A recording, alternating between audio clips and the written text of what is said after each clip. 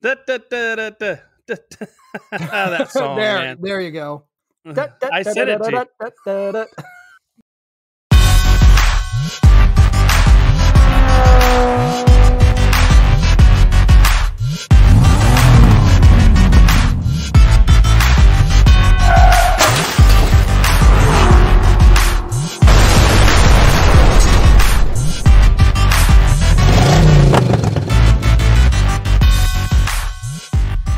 Welcome to Franchise Fridays on Mike and Anthony's Soda Pop Culture Club. As you know, me and my co-host Antoine, I don't want any part of this, started tackling the Fast and the Furious franchise.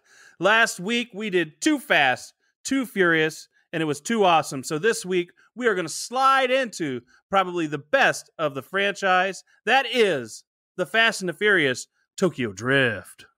You know he's fucking lying too, everybody. Well, you say I'm lying, but I would have to say there are some aesthetics about this movie that are better than some of the others. So I could, like the backdrop of Tokyo is a wonderful city, and I think that it was a great backdrop. Just because what's in the foreground isn't great doesn't mean what's in the background isn't. So remember that. Hey, let me tell you something. Yeah, if you're going to use that argument, they shoot pornos in like mansions. Okay, don't discount the that because of the house. The house is nice. Yeah, doesn't make it a great movie just because you're coming on a $5,000 sofa. So yeah, any different unless two people with a handy cam fucking in a barn. Okay? Don't give me this movie's good because of the aesthetics. Hey, but what I would like, I would love it if you could give a synopsis of this. I would love it too. I'm not gonna. You're not gonna? Yes. Okay. Okay. Here's your synopsis. Okay. Yeah. We have Sean Boswell, aka Lucas Black, gets hired to do a Fast and Furious movie because he looks enough like he could be Paul Walker's stunt double that they thought they'd just give him the gig. Hence, he gets in trouble with the law after a bad race with one of Tim the Toolman's sons. Fuck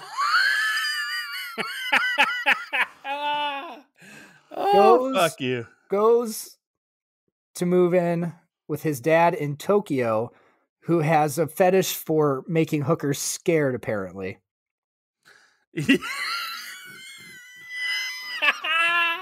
Yes. So, okay. The race and the first race that gets him in big trouble before he moves, the girlfriend offers herself as a prize, like a true slut. The main kid's mom is Peggy Bundy. He gets to Tokyo. There's MC Hammer posters on the wall at the airport. What the fuck? The beginning of the movie is like a shitty version of Footloose with the tractor race. Mm-hmm. Bow Wow is the residential rapper in the movie, and he is Twinkie. And he meets Han because Han has so much fucking money, he just lets him use his car to fuck it up. Doesn't even know who he is. And then we don't even really race. We drift. That's your fucking movie. That is your movie. Oh, fuck yeah. So, without further ado, I'm going to get into the Rotten Tomatoes section. Are you cool with that? Yeah, I'm totally cool. Let's get this done so we can get it done.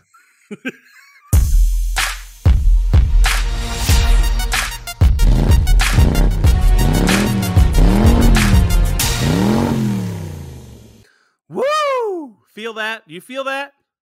Not for this movie, I don't. Okay. You were a little bit more enthusiastic with the second one. Oh, geez.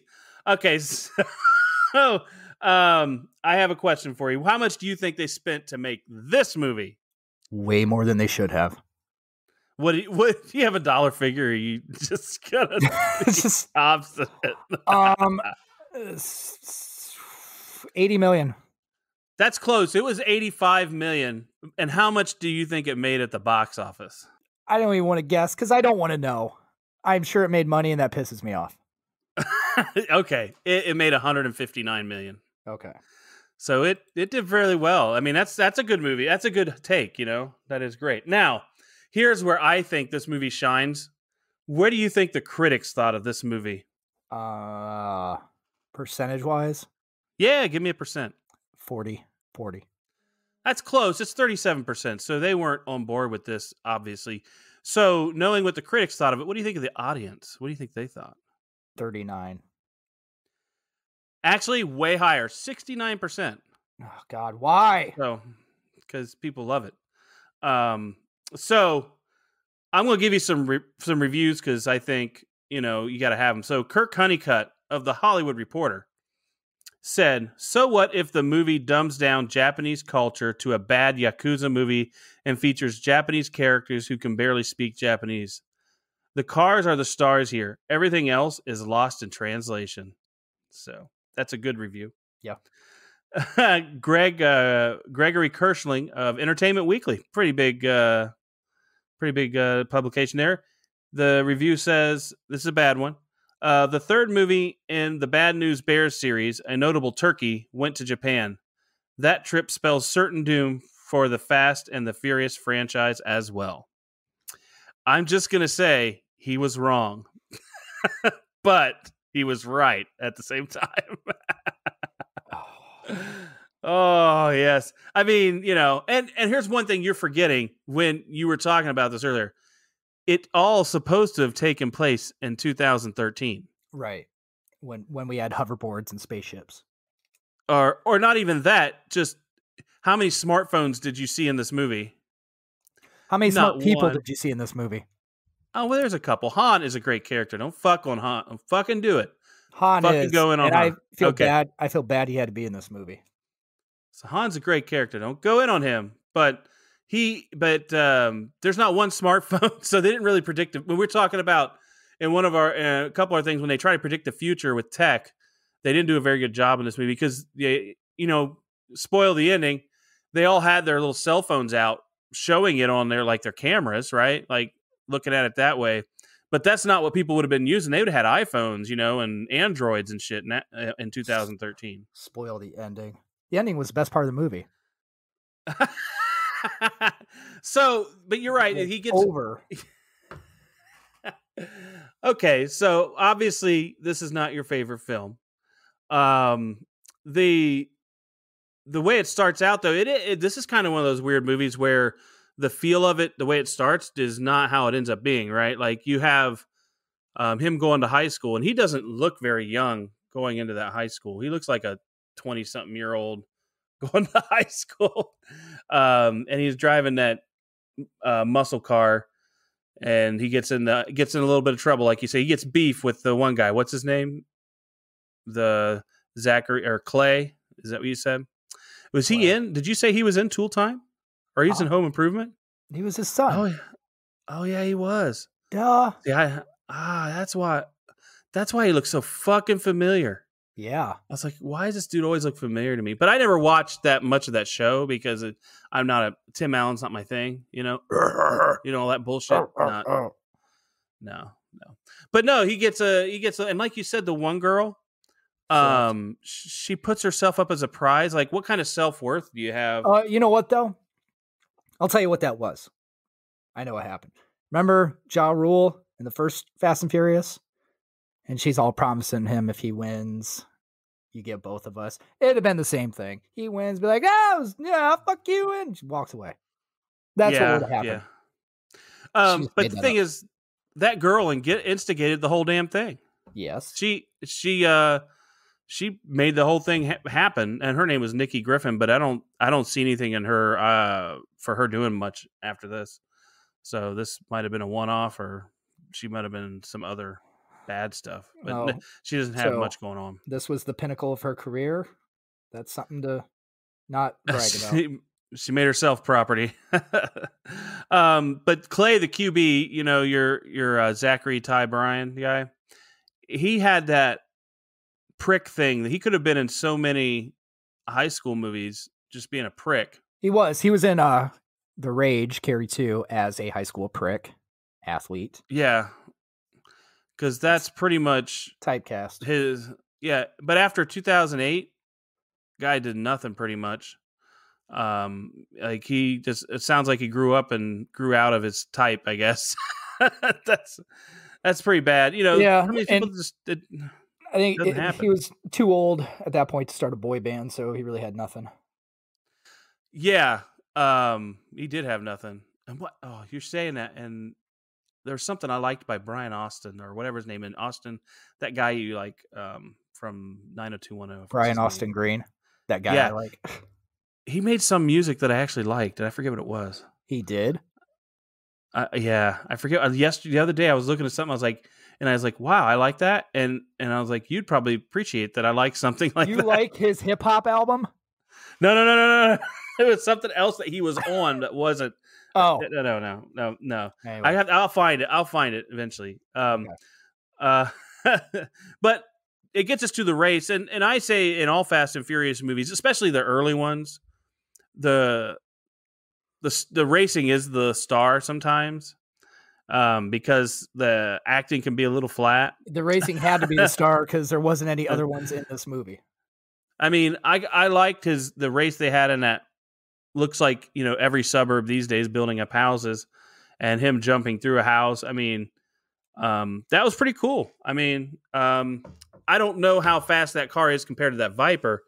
I mean, a Viper's fast, but the driver matters more than the car sometimes. And, Preppy was probably not, he wasn't a gearhead, so he probably doesn't think like our guy Sean does, Mm-hmm. So he probably didn't get it done. You know what would have made this whole scene better? What? If they had recast those roles with Mark Paul Gosselaar, Dustin Diamond, and Mario Lopez. Mario Lopez plays the quarterback. This was their chance to do that casting they wanted to do in the first one. Tiffany Amber Thiessen does the girl whose property, and Mark Paul Gosselaar is Sean. And when he goes to Tokyo, Mr. Belding could have been his dad. Mr. Belding could have been his dad. And I'm sure there was some guest appearances by people from other countries we could have thrown in there to be his friend or something like that. So, yeah, we have this movie on lockdown. Or he goes to Tokyo, where Elizabeth Berkley character's family moved, and she's in an expat school, and he meets her there. But she's wrapped up in a Yakuza racing scene. We've remade this movie. We've got it. Got it. Elizabeth Berkley was going to be the hooker. Elizabeth, here's what this movie was missing at the beginning. Unlike most of them, when they go to the race scene, I didn't see at this particular race scene, I didn't see one girl with pants up her ass bending over an engine, and I think that's what we missed right out of the gate on this one. Or it could have done 300 million. No, what it missed was actors and a plot. It has a plot. He has to race to avenge his guy, and he grows, a little bit. He becomes a better person, I guess. But where this movie really picks up, obviously, the whole reason we have this beginning race, right, is to get him to be kicked out of the country, right? Yes. I mean, that's one hell of a way to go. Ship him out to Tokyo with his dad. I mean, and that's a culture shock. That place it's supposed to be 2013. MC Hammer. Yeah. Really? Fucking MC Hammer in 2013. Is he big in Japan? I guess. That's what I'm saying. What the fuck? Oh no! What are you doing? It's supposed to take place in the future, and yet it takes place in the past. It's in two places at once. I've got MC Hammer and Home Improvement, and yet it's supposed to be 2013. Hammer don't hurt him. Please, Hammer don't hurt him. Yeah, sorry, man. But this, there's not much that happens. He meets his father. His father has weird rules, but he goes to school, and it doesn't take him long till he meets Twinkie. And Twinkie has that steering wheel. He's trying to sell him shit, and then dude's like, "I'll take that steering wheel." And it's like 5 seconds, and he's already talking to a guy about a car, and he's getting roped into a car scene. Like they didn't even wait. Now, hold on. We do have to go back real quick. The hooker though, she looks scared, man. What was he doing? Yes, she did. I don't know, because she looked back like, fucking thanks for coming to the door type of thing, and I'm leaving. I just want to know what kind of kinky shit his dad was into, because she just damn. And how is he going to be a moral authority when he's always? It seems like he always has a girl. It's from a hooker, and you're trying to tell your son, don't go out and do bad shit, you know. But I'm going to pay for hookers, so get over it. You know, fuck you. Oh man, that's so wrong. But the thing is with the steering wheel, that gets him to go see Twinkie's car. Did you like Twinkie's car? Oh yes, that was classic. I do think this. I think it was a little ahead of its time in the sense it's a Hulk car. Yeah, you know, it was before the Avengers, and I guess they did predict Hulk would be big in 2013. That's what you got out of that. I'm saying if I'm trying to make a connection to the future, what I got out of that was people have fucking dumb ways to spend their money. You're mean to Twinkie. You're mean between that car and the studio with this movie. There's a lot of dumb ways to spend your money. True. But what we love about all this is what gets us to where we want to be. The Twinkie's car that takes them, and he drives obviously because you know he's Sean. He has to drive, and they go to that first race scene where that's where we do get short skirts, fast cars, and we get Fast and Furious, drift, Fast and Furious. That song, man. There you go. I sent it to you. Yeah, I sent that to you this morning. Did you open that? No. Do you not open the shit I send you? Sometimes when I have a chance to. I did not have a chance. Oh, yeah. But you know, he gets to that thing, and just like the first scene of the movie, it's the same fucking thing all over again, right? There's a girl there. He starts talking to her. And then some, it's like they said, hey, this plot worked for the first 10 minutes of the movie. Let's make it the rest of the movie. So he meets this girl, and then the dude wants to get down. So he says, let's challenge in a race. And that's where we get Han throwing him the keys, and we're on our way. I personally think Han made a mistake by giving him his keys. You think? But yeah, I do like how he tells Twinkie, I need a 30-second lesson on drifting. So, like, how do you drift? What is that? So, yeah, like, I mean, Han did that because he knew he was going to fuck up his car. Just basically make him work for him. Yeah, I think you're right. It created an indentured servitude. Yes. And the other thing is later on he says he's what's his name's kryptonite. His attitude and the way he does things is I can't think of that guy's name. Takashi. Yep. Takashi's kryptonite. So yeah, I mean that to me is why he did it. Is because you just want to fuck with that guy.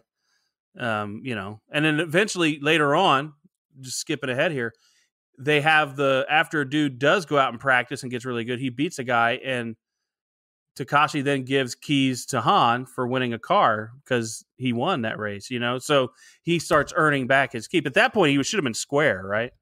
Like, once he won him that new car, it should have been it, right? You would think. My opinion. But my opinion. Then it's just like, now you're helping your buddy out. Yeah. But the drifting thing obviously doesn't go well. He beats the fuck out of the car. But when he gets home, his father gives him the my rule speech. But the rest of this movie is just Sean not giving a shit about those rules. Right. So it's like what the fuck was that speech for if we're just gonna, you know. And here's something. You got the dad. So, okay. Meet the hooker. Dad threatens him to send him back home. And then later, I'll let you try to race and pay off your debt because that's the fatherly thing to do. This is what we get out of the dad.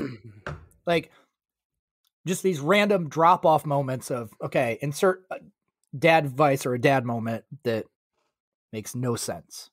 And he doesn't listen to and doesn't care for the rest of the movie. To the point where he even moves out, kind of, right? Yeah. Like, literally moves out. Stupid. And then later on, when he's in trouble, his dad's there for him, even though he was like, fuck you, Dad.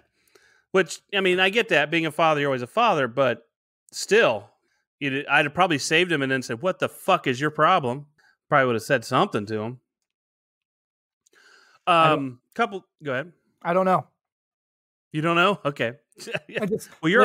I said he shows up and offers basically not much until I'm going to let you race.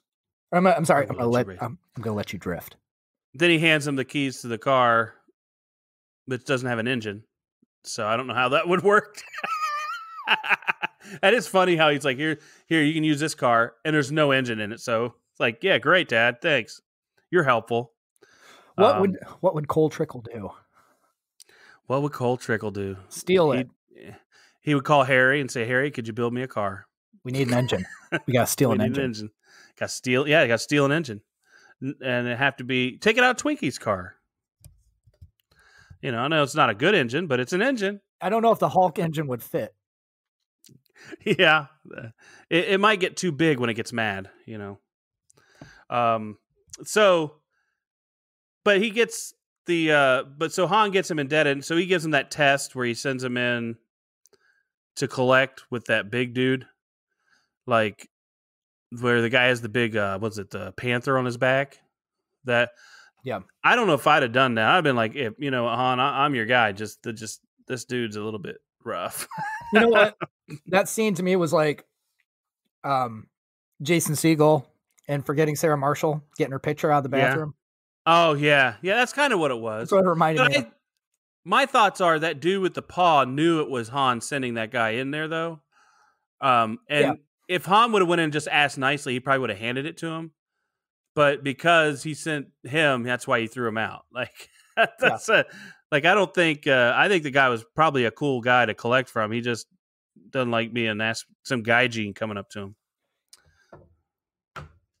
He doesn't like being asked for the collection. He would just pay it when he wants to. Yeah, well, a guy that big, he probably is used to just doing it when he wants to. Anyways, he doesn't want somebody collecting money when he's sitting there half naked. Inappropriate time. Inappropriate collection times. Naked collection.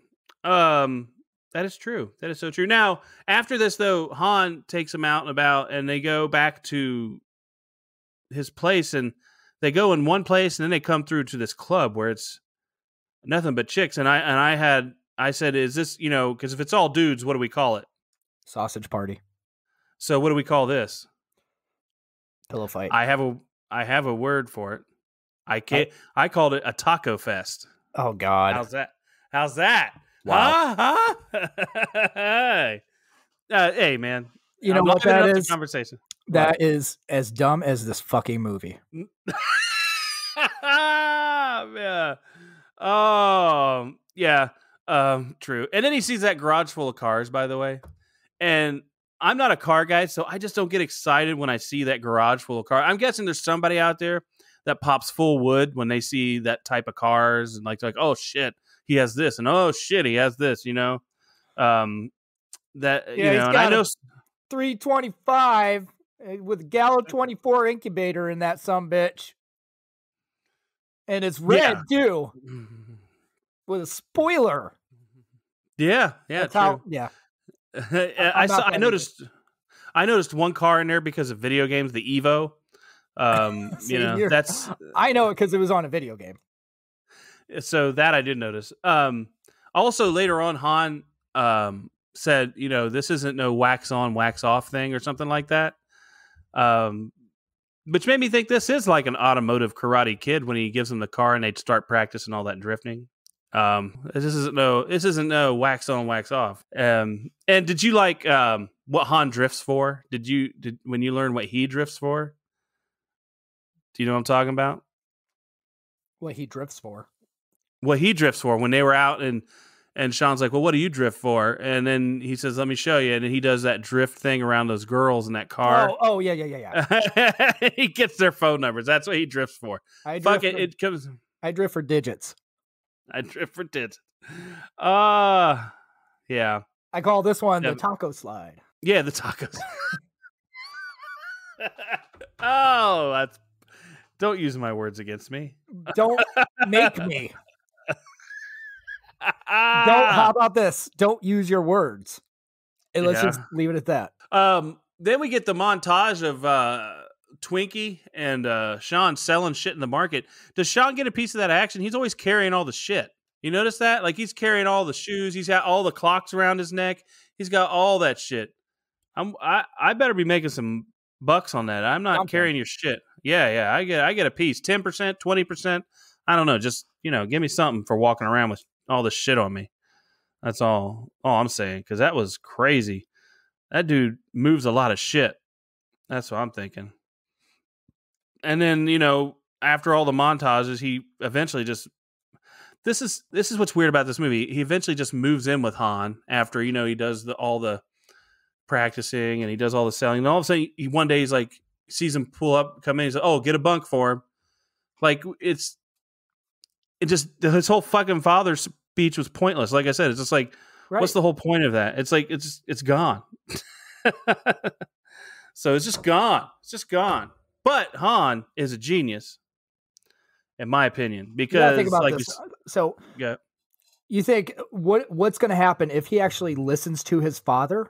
No movie. No. I'm saying, what do I have to look forward to? I listen to my dad. I end up becoming a middle-aged single person with hookers. If I follow your advice, go down this path, this is what I have to look forward to. So yeah, I wouldn't listen either. Yeah, you're right. He's just as directionless, but in a different way. He has a direction. It's just a spiral. It's not a good one. But Han is a genius because he trained Sean to win him cars. Like I said earlier, he wins that race. He wins a car. So he got his guy, man. Like he had a guy who's a gearhead who knew how to drive. He just never drifted. I think maybe that's got to get you racing again so I can make some money off your ass. Where'd we hear that before? Never. I think it was in the fourth one, the first fucking movie. Owe me a 10-second car, baby. But then we get what I call the drift date. You know what I'm talking about?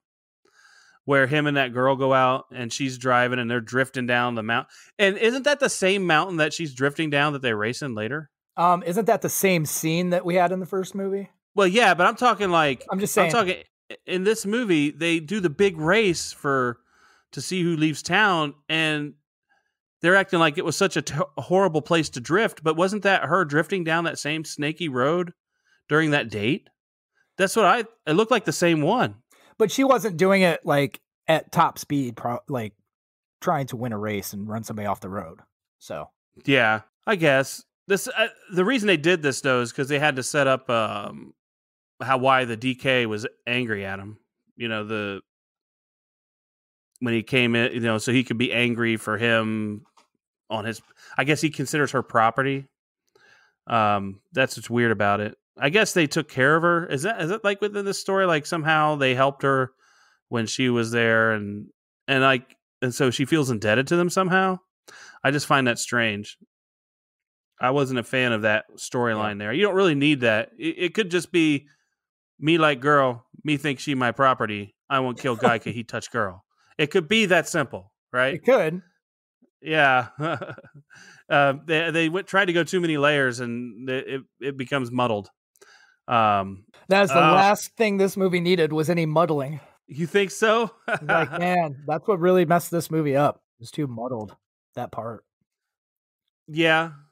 I mean, well, yeah. But he pisses off the guy, and I think in some ways, Sean pissing him off about the girl caused Sean to look further into Han and not back up Han when his uncle came around and was giving him that speech about basically saying, if you don't handle your shit, things are going to happen, right? Yeah. That's kind of what he told him. That's Sonny Chiba. You know Sonny Chiba? You know who Sonny Chiba is? No. Oh well, one of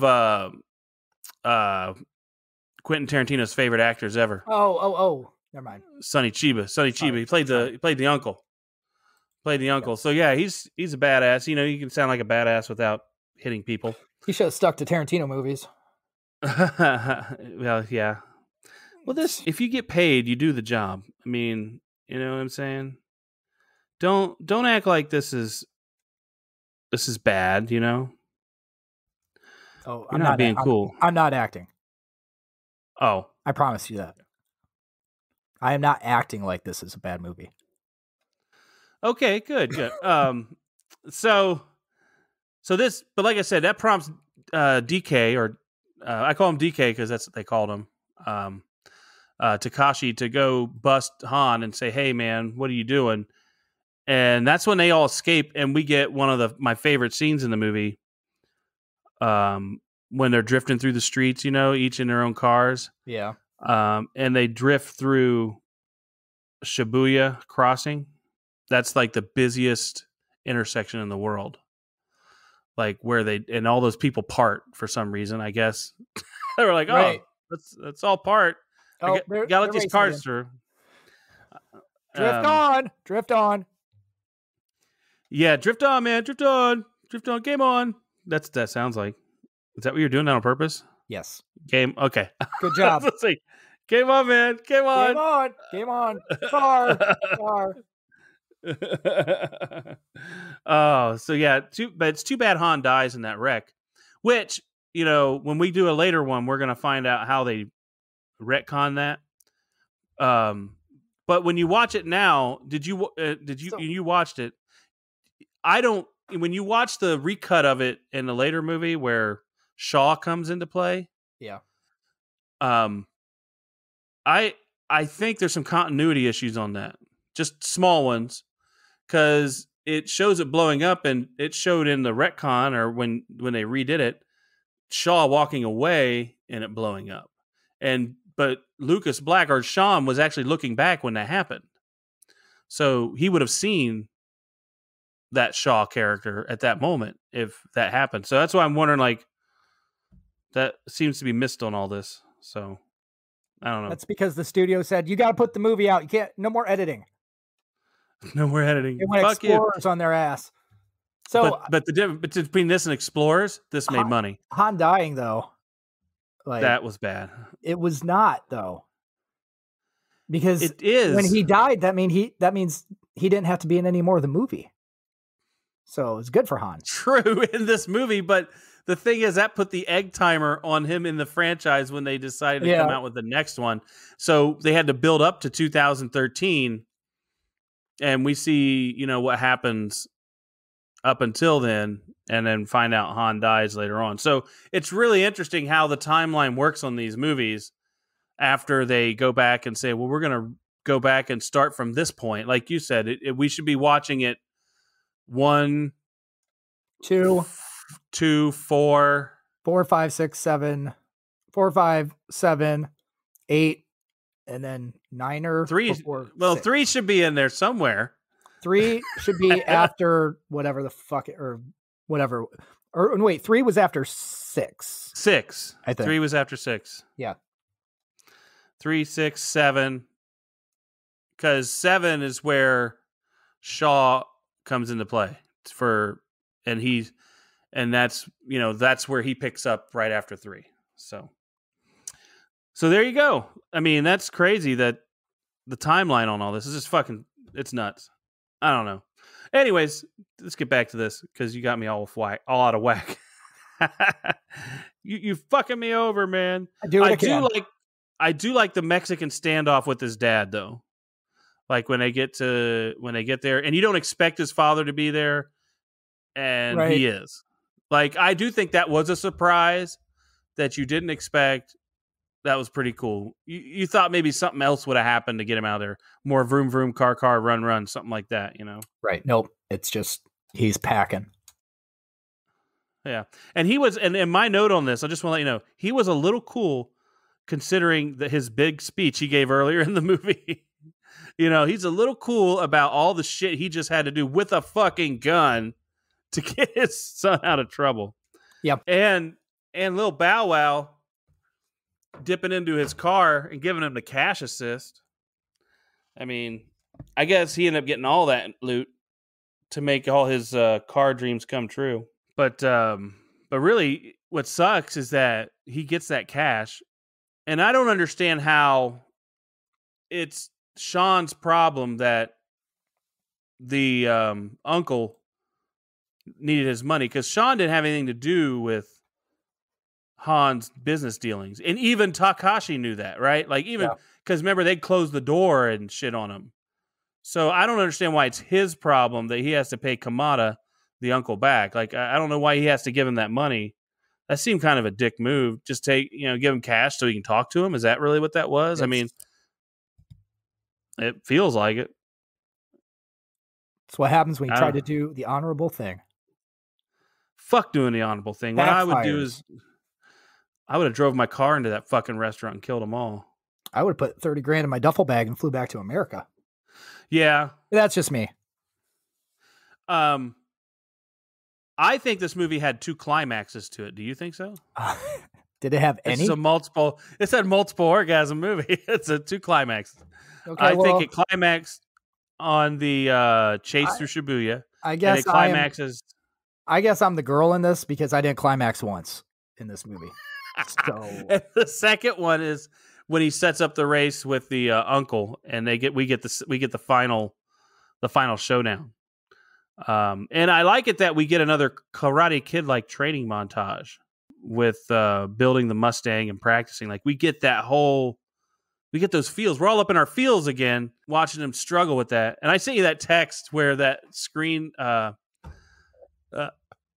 the closed caption picked up. It said twink. It said twink. What did it say? I forget, man. But it was a rough. Like, this does not mean what you think it means, is what I sent you. Yes. Because it was funny. Because it was just funny the way it came off on the screen. I don't remember what it was. I forget. It's been a while since I've been in that one. I probably deleted it as soon as I took it. But it was funny because it totally has a different meaning now than what it said. But this takes us to that final race. And, it's basically the stakes are this. There it is. Sorry, I'm going to go. We almost there, Twink. Couple more tweaks. Yeah, and twink is like, if you look up that term, it just if you were just read that phrase without knowing where it came from, you would have a totally different idea of what that means. It's like, sounds like something you'd say to your sock puppet. Yeah, my almost there, Twink. I'm gonna put my hand inside you now, Twink. Oh man, yeah. So I want to ask you a question. Do you think the girl, which we haven't really talked much about, but she kind of was pointless, Neela? She wasn't pointless. She wasn't like, all she was a reason for people to be angry. You know what I mean? Like, she doesn't really do much in the movie. Do you think that she was property by circumstances because somehow she was indebted to his uncle?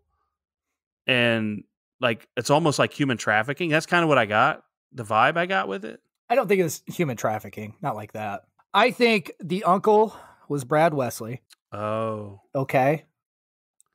That's what it is. Is this the girl that danced on the stage at the Double Deuce? I don't know if she's the one that danced on the stage or the tablecloth. Okay. And the fact we know what all that means. Maybe a combination of the two.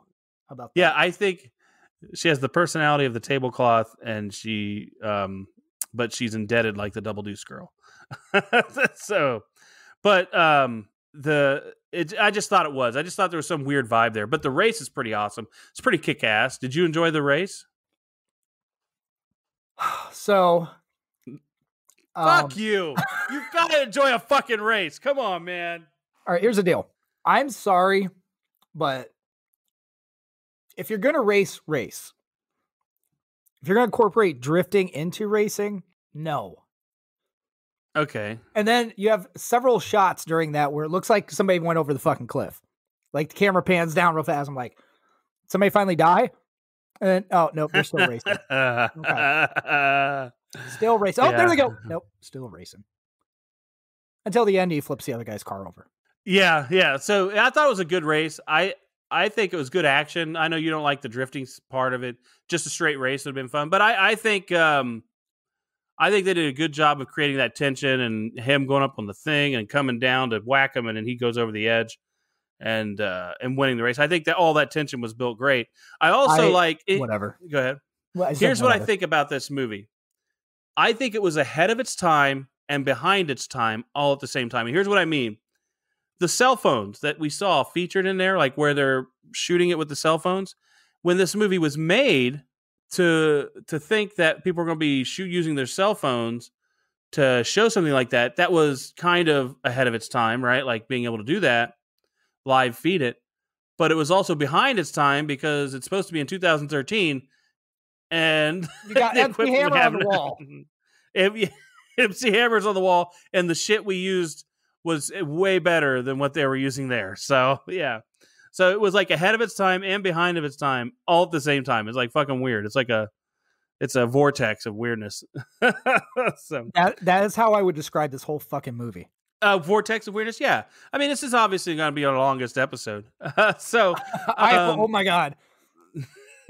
If this was if I had to talk about this fucking movie for over an hour, make this one of our longest episodes, then I know this show does not need to exist anymore. Our podcast is officially fucking done if that happens. Here's what I think we need to do right now is we need to go into a character study of each character. Do you want to dive into there with me? I will say this. I liked it when the female property was pleased with his performance, because, you know what? We could do that. I've got 3 minutes. Let's do deep dive. The deep dive. 3-minute deep dive. And of course, the actual ending of the movie is a nice cameo by none other than Paul Walker. No, you know who's in this movie. I know. Dom, baby. Dom, it was a big deal because I think they had to do that for 2 reasons. I think it helps sell the tickets. I think if he's not in that cameo, this probably does at least 50 million less. Because people didn't know the extent of it, right? And they wanted to see more of the original somehow come back. So this set up the rest of the franchise. I mean, you got to think about this. This franchise now, the money that it's making is ridiculous. Completely. So yeah, you gotta respect the game, right? You gotta respect the game. You gotta respect it. So here's my question, though. Yeah. Okay. Do you know? Because I haven't looked like how that came to be that he did that final scene, because he didn't want to do Too Fast, Too Furious because he said they just made a different movie and put the same title on it. What the fuck do you think they were doing with this one?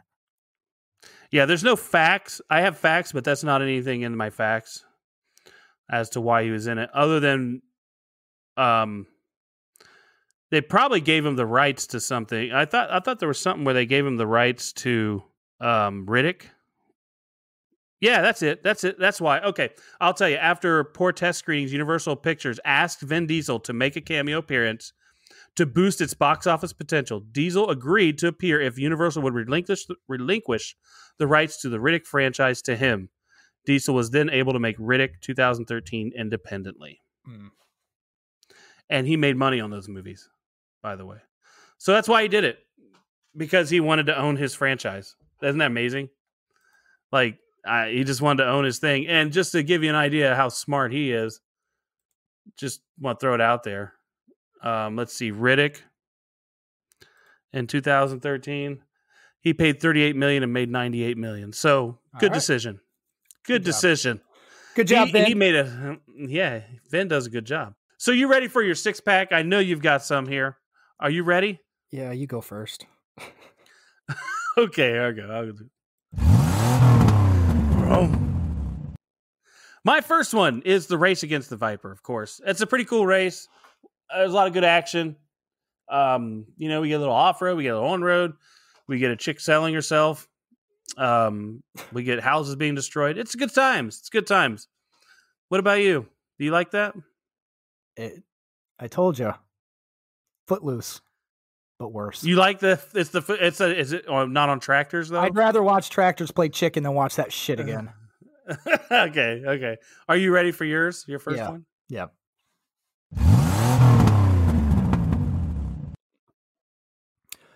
MC Hammer poster on the wall. Because I used to like MC Hammer. That is all. That is it? You don't have any more? I'll give more, but... Oh, okay. I was like, fuck you. That is all. Okay, I got you another one. The drift through Shibuya. Because I think that's pretty cool. Like, you know, like I said, the aesthetics of the movie, like the backdrop of Tokyo, is actually pretty amazing. It's bright, it's colorful, it looks great. So when you see that drift and you see the backdrop and everything, it is a pretty good scene. It's a very good scene. Okay. You're ready to go again? Sure. Already? All right, here you go. No, I'm not. I don't want to, but I will. All right, here you go. The main girl, the quote-unquote love interest, she was pretty. Natalie Kelly? Yes. She's going to be an F9. It's rumored to be an F9. Okay. Yep. She was pretty. She was in Dynasty for 22 episodes? Wow. Okay. She's a lead role in Baker and the Beauty. I don't even know what the fuck that is. So, she did things. She did some things. That's what she did. All right. I've got more, so I will hit the button here. I like it when Han said when he was asked by Sean why he's there, and he says, "This is my Mexico," because strangely, they didn't mean to when they made this movie, but it made a lot of sense based on what has happened after this movie. You know, they didn't mean to do it, but they made sense. Yeah. So that's pretty damn good, isn't it? It's not. It's okay. Fuck you. Eat a dick. Are you ready for your? I'm ready. Do you have one? You have another one? I got another one. Oh, you wrong. I love it. Here you go. Here you go.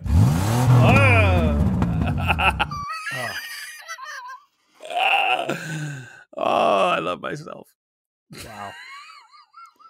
I know you love you a long time. Han, because I like his character. So I like Han. You do like Han? I do. Yes. All right. Okay. So I like that he was in it one. because it's about the only redeeming fucking thing about this movie. No, it isn't. I've got one more. I'm going to show you what redeems this movie. You ready? Or I'm going to show you. I'm going to tell you. All right, go ahead. Dom's appearance, asshole. Dom making his appearance at the end. That's the reason why everyone watched it and spent $159 million to go see it. Because he was there at the end.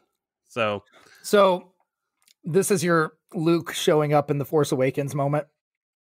Yeah. Pretty much. Yeah, I like The Force Awakens. Except that Toretto talked at the end. Yes, Toretto said words. Gave a couple lines. Yeah, he was an American Muscle when I knew him, that type of thing, you know. So we're going generic, and I think because you're so gung ho on hate, you're going first in generics. Okay. Are you ready for this? Sure.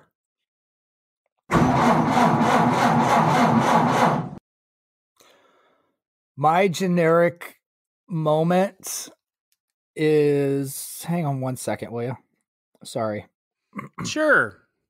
I thought you were going more joke here. No, just checking the runtime of this movie. My generic moment was the 1 hour and 45 minutes part of this movie. You're including Dom's appearance? 1 hour and 43 and a half minutes of this movie. You asshole. You fucking asshole. I do apologize. The Dom moment. he's gonna be better about other movies. I can tell you, he's gonna like the ones that come after this a lot more than this one. No shit. No shit. We've said this before. How successful this franchise has become after part 2 and 3 is a goddamn miracle. I am shocked. Like, put peanut butter on my balls because I'm like, fuck, man. I'll go. I just, it doesn't make sense. This should have been called The Fast and the Funeral because this franchise should have been dead right fucking here. Just like that guy said, the Bad News Bears. Anything after this should have been straight to DVD. But it wasn't, baby. It was straight this actually to the made theaters. Money, which again, whatever. Yeah. Everything about it. The whole movie was generic. It like you're using what we talked about. You're taking the same title, but just making a completely fucking different movie, slapping the same title on it. Now, at least the second one, we carried over Paul Walker. Now we don't have him. Vin Diesel, shows up at the very fucking end. But you have to sit through an hour and 43 minutes of this shit before you even get to that. And you didn't even know, if it's the first time you saw it, you don't know he's going to be there at the end. Unless somebody told you. So, everything about is fucking generic. And like I said, all right, since we can't get Paul Walker, we'll get somebody that looks like he could be a stunt double to be the main guy. I'm going to go over some generic. The thickest fucking Southern accent, Alabama shore you can, and put him in Tokyo. I don't know what you're That'll talking help about. Him make friends too. So is this your only generic, I presume? What do you mean my only? That's a lot of generics. It's the whole 1 hour, 43 and a half minutes of I'm going to go a little specific. Okay. But I'll give you one specific though, because I mentioned it earlier, just for the sake of giving you one specific one. The fucking dad and the scenes, like, he didn't even need to be in that movie. It's almost have him in it or just don't have him fucking in it at all. Yeah, it could have been just a friend. It didn't have to be a dad that could have held that gun. When you start out and you give me the less popular son of Tim the Tool Man and Lil Bow Wow, because you need another rapper in the movie, I'm done. Formula. Okay, let me hit formula. mine. This is what we're going to give you guys this time. Are you ready? Because it's the third one. And guess what else? We're going to mix it up. We're not going to race. We're going to race sideways. I'm gonna hit my generic now. Okay. I'm gonna put these two together: Lil Bow Wow's performance and his car. He's not a good actor, and his car, I wouldn't be caught with that car. While I think it probably took some talent to pound out those fists or whatever was on it, it looks stupid. That's me. I just thought that. It doesn't look stupid. It's in the wrong environment. Yeah, it's the wrong place. Wrong place for that car. Comic-Con is the place for that car. Yeah, not wherever it is there. Like, yeah, he definitely was in the wrong place. Okay, I got a couple more, so I'll just go. Oh, only a couple? You should have more than that. Well, I'm not like you. I try to be specific. Here we go.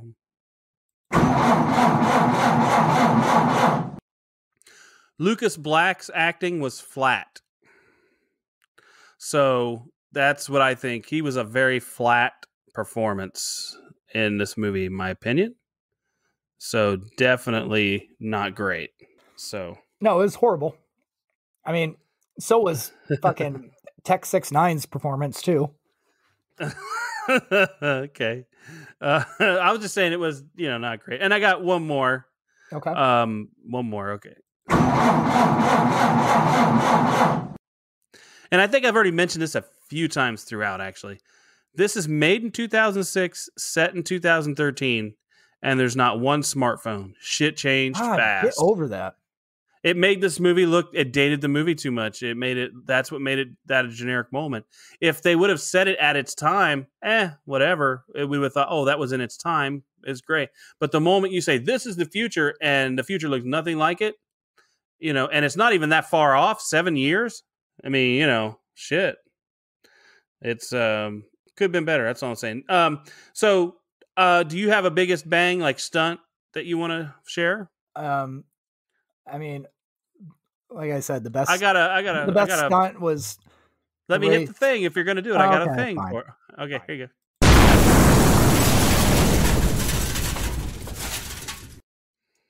All right. The best stunt was the race where Han died because he didn't have to be in the movie anymore. His death is the biggest bang. For him, yes. Oh, you're such an ass on that. Okay, I'm going to give you mine.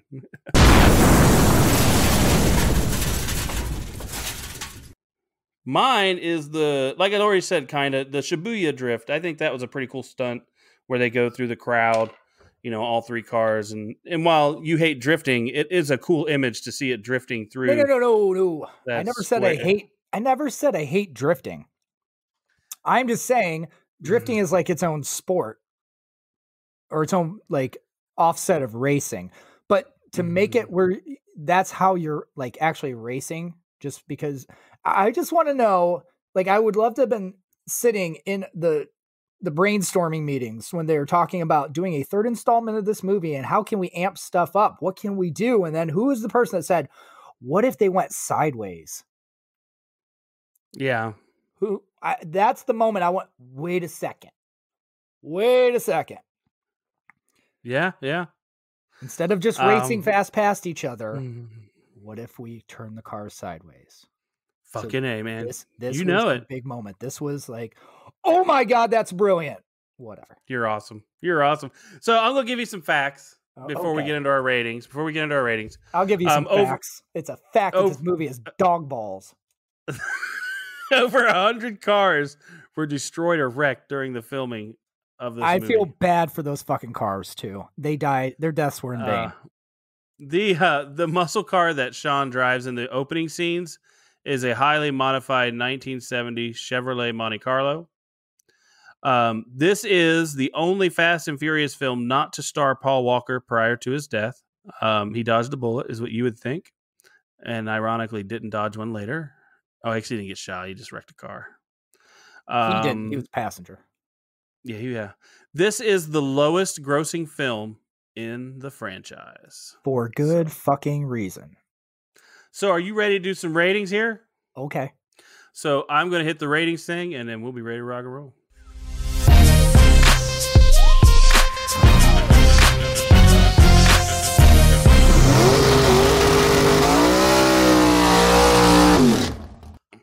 That's manly shit right there. Yeah. Go ahead. No, you go first. You can go first. I know. Okay. Well, I don't have to. This is not. I'll go. Okay, I'll say this is not a great film, but it isn't terrible either. The racing in this movie is, I think, pretty fun to watch. That's the part that is great. While you don't like it, it's all sideways. It is entertaining. And when the cars are the show, when that's the show, when we're seeing that, that's what shines. Like, it does shine. But it deflated a little when we got to the performances of like Lil Bow Wow and Lucas Black. They were totally flat. Han, he's great. He's probably the most redeeming quality other than the cars, as we have talked about in this movie, and the most interesting character. And he dies. And that's sad because he makes the movie better. So I give this, it's a meh. I give it an average score of 12 cans. It's meh. Okay. Meh. All right. Let's see what you got there. Okay. Compadre. So what sucks is when the cars have to be the star of the show because there's no stars that are the star of the show. The only redeeming things about this fucking movie were Han and the fat guy in the towel. Beyond that, putting the Fast and Furious title on this movie is bullshit.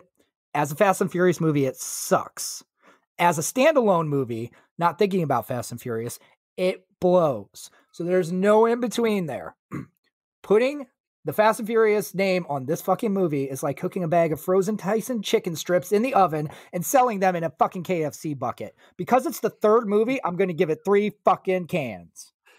Oh, you're a fucking mean guy to this movie. I don't want to be, but the whole idea and concept and what the studio is trying to do with it is bullshit. You want to talk to me about studios getting mad for fucking piracy and people streaming shit? You tell me, then get mad about them not refunding everybody that fucking saw that movie their money because they all deserve it. I'm lucky that I got to watch it on cable, so I didn't have to pay for that shit. Okay, so I'll let you. I got this sound for your off the rails take. So, that puts us at an average of 7.5 on this one. That's still too high. I think it's a little lower than I expected it to be. Too high. Too high. I don't know. Between us, I think it's the right number. I was gonna rate it at 13, but I changed my mind to 12 because I thought better. I didn't think it was as bad as you said. I could at least be entertained watching that movie. Damn. I wasn't. So I wasn't. You need to put on your big boy pants and watch a movie. I did watch it. Do you have anything you want to tell the people? Do you have anything you want to say? And don't tell them not to watch this movie. They should watch it. Go ahead. I'm not telling anybody what to do. Okay. If they listen to us in the first place, I already questioned their choice in entertainment. So no, thank you guys for listening. And I'm sorry if you do like this movie that I railed on it so much. I just have specific beliefs when it comes to putting a franchise title on a movie that doesn't belong in the franchise. Either way, thank you for listening. Check us out. Google us, Soda Pop Culture Club. Follow us, Instagram, Facebook, Twitter, Craigslist, anywhere else you choose to follow us. Let us know what you'd like us to review. Leave a comment, and we would be happy to take a look at that, and then do whatever else the guy that's going to talk next wants you to do, the one that kind of likes this movie and is stupid. Well, what you should do, we really would like you to subscribe to our channel. We'd like you to hit the ratings for us. Let us know how we're doing for you. And we'd also like you to email us at mikeandanthony@sodapopcultureclub.com and ask us to do some movies, do something. Anything. You tell us whatever. We'll look at it and take an interest. Because we're into that. But we don't do, as we've said before, we don't do porns. So there you go. I mean, we watch it, but we don't review it. After reviewing this movie, I'm pretty much open to anything. You are? Yeah. I don't know, man. I'm sure there's a worse movie out there. Have you ever seen what's that, Rhinestone with I love that movie. Drunkenstein. Okay, so Budweiser, you created a monster. So if you don't tell us what to do, we're probably gonna have to fucking do that movie. So tell us to do things. Anybody that hasn't seen that though, Dolly Parton turns Sylvester Stallone into a country singer. Watch that movie. And he's a New York cab driver, right? Rhinestone. Yeah. Check it out. Yeah, check it out. So, anyways, that's all I got for you. Anything else you have for him? Do you want to drift on out of this one? No, I want to crash and just end it right away. All right, here's off the cliff. Here's your crash.